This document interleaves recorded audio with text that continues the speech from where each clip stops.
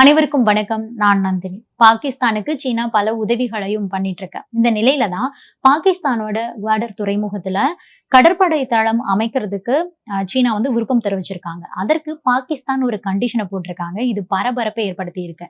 அது மட்டும் இல்லாம பாகிஸ்தான் போட்ட கண்டிஷனால சீனா ரொம்பவே கோபத்துல இருக்காங்களாம். இந்த 2 நாடுகள் இடையேயான விவகாரத்த தற்போது உலக நாடுகளே உற்று கவனிக்க தொடங்கியிருக்காங்க.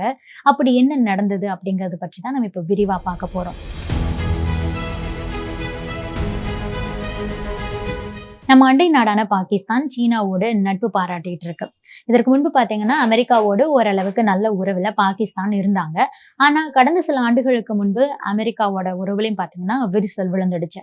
இதுக்கப்புறமா சீனாவோடு பாகிஸ்தான் கொஞ்சம் நெருக்கமாக ஆரம்பிச்சாங்க.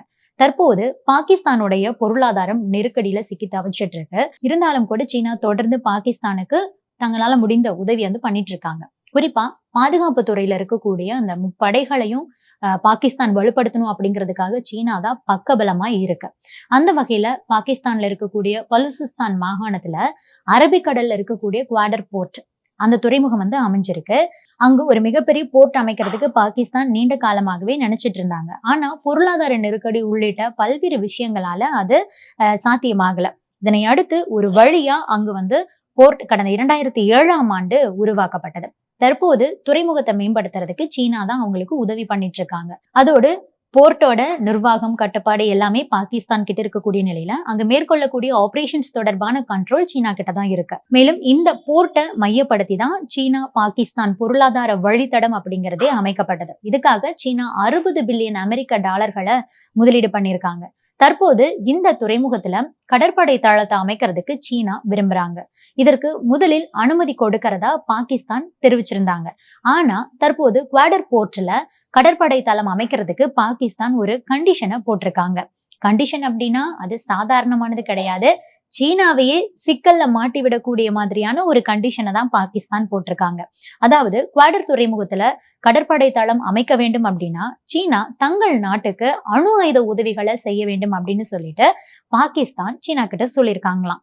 அதாவது சமீபத்துல பாகிஸ்தான் மற்றும் சீனா அரசோட சீனியர் அதிகாரிகள் மற்றும் இராணுவத்துறை அதிகாரிகள் இடையேயான உயர்மட்ட குழு மீட்டிங் ஒன்று நடந்திருக்கு. இதுல குவாடர் துறைமுகத்துல சீனா சார்பாக கடற்படை தளம் அமைக்கிறது பற்றி விவாதிச்சிருந்திருக்காங்க. அப்போது பாகிஸ்தான் சார்பில் என்ன சொல்லப்பட்டிருக்குன்னா, குவாடர் துறைமுகத்துல கடற்படை தளம் அமைக்க வேண்டும் அப்படின்னா சீனா செகண்ட் ஸ்ட்ரைக் நியூக்ளியர் கேபபிலிட்டி உத்தரவாதத்தை எங்களுக்கு கொடுக்க வேண்டும் அப்படின்னு சொல்லியிருந்திருக்காங்க. செகண்ட் ஸ்ட்ரைக் நியூக்ளியர் கேபபிலிட்டி அப்படிங்கறதுடைய அர்த்தம் என்ன அப்படின்னா, பாகிஸ்தான் மீது ஏதாவது ஒரு நாடு அணு ஆயுத தாக்குதலை நடத்துறாங்க அப்படிங்கும்போது அதற்கு பதிலடி கொடுக்கக்கூடிய வகையில உடனே சீனா தாக்குதல் நடத்திய நாடு மீது அணு ஆயுத தாக்குதலை நடத்த வேண்டும் அப்படிங்கிறது தான். பாகிஸ்தானோட இந்த டிமாண்ட சீனா கொஞ்சம் கூட எதிர்பார்க்கவே இல்லையா. ஏன்னா பாகிஸ்தான் சுத்தி சுத்தி எல்லா பக்கமுமே சண்டையை இழுத்து வச்சிருக்காங்க. உதாரணமா பாகிஸ்தானோட எல்லையை பகிர்ந்து கொள்ளக்கூடிய இந்தியா, ஆப்கானிஸ்தான் ஆகிய நாடுகளோடும் பாத்தீங்கன்னா தொடர்ந்து மோதல் போக்க தான் கடைபிடிச்சிட்டு இருக்காங்க. இது மட்டும் இல்லாம பாகிஸ்தான் பல்வேறு நாட்டு தீவிரவாதிகளுக்கும் கூட அடைக்கலம் கொடுத்துட்டு இருக்காங்க.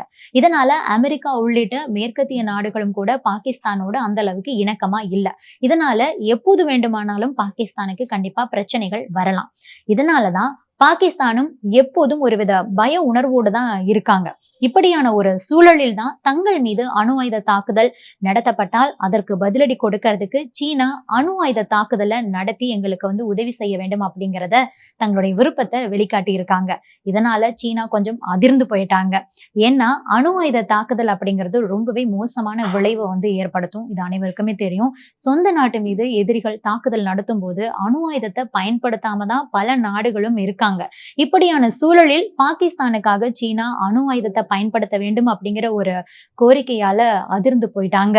சீனாவை பொறுத்த வரைக்கும் தற்போது அணு ஆயுதம் கொண்ட நாடுகள் லிஸ்ட்ல தான் இருக்காங்க. இதுல பாகிஸ்தான், இந்தியா 2 நாடுகளுமே இருக்கு. இருந்தாலும் கூட ஒரு நாட்டுல இருந்து இன்னொரு நாட்டுக்கு அணு ஆயுதங்களை வழங்க முடியாது. அப்படி வழங்கினால் உலக நாடுகள் மொத்தமாக அவங்க மீது பொருளாதார தடைகளை விதிக்கலாம். இதனால பாகிஸ்தானோட இந்த ரிக்வெஸ்ட தொடக்கத்திலேயே புறம் தள்ளி இருக்காங்க சீனா. இதன் பிறகு இந்த பேச்சுவார்த்தையில குவாடர் போர்ட் தொடர்பாக எந்த ஒரு முடிவுமே எட்டப்படாம ஒரு முடிவுக்கு வந்துட்டாங்க. அதோடு தங்களுடைய கண்டிஷனுக்கு ஒப்புக்கொண்டால் மட்டும்தான் ஓகே. இல்ல அப்படின்னா குவாடர் போர்ட்ல சீனா கடற்படை தளம் அமைக்கிறதுக்கு நாங்க உதவ மாட்டோம்.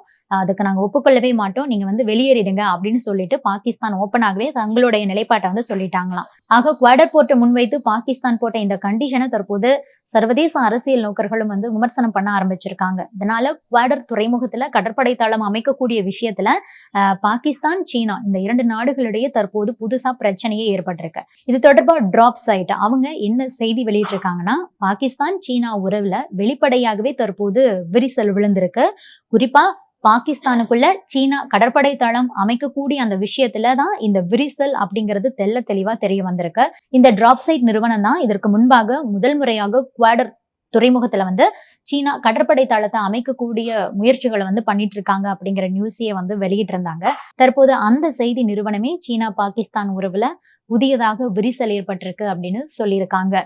என்ன இருந்தாலும் இந்த விரிசல்கள் ஏற்பட்டிருந்தாலும் கூட பாகிஸ்தானுக்கு சீனா கொடுக்கக்கூடிய ராணுவ உதவிகள் அப்படிங்கிறது குறையல, தொடர்ந்து அது நடந்துகிட்டே தான் இருக்கு. இதை பற்றி நீங்க என்ன நினைக்கிறீங்க? உங்களுடைய கருத்துக்களையும் பதிவு பண்ணுங்க.